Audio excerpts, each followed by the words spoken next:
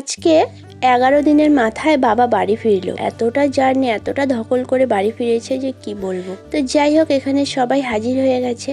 আর আজকে আমি তোমাদের সঙ্গে এই ভিডিওতে শেয়ার করব আমার একটা স্বপ্ন পূরণ বলতে পারো। আমি সাধারণ মধ্যবিত্ত ঘরের একটা মেয়ে, সেরকম আহামরি কোনো কিছুই নেই আমাদের। এই জায়গায় দাঁড়িয়ে যে এত দামি একটা গয়না কিনতে পারবো কোনোদিনও ভাবিনি। অনেক দিনের স্বপ্ন ছিল, তো সেই স্বপ্নটা পূরণ হবে। তো যাই হোক, পরের দিন সকালে বেরিয়ে গেলাম বাড়ি থেকে সেই স্বপ্নটা পূরণ করার খোঁজে। তো বাড়ি ফেরার পথে কিছু পেস্ট্রি নিয়ে নিয়েছি।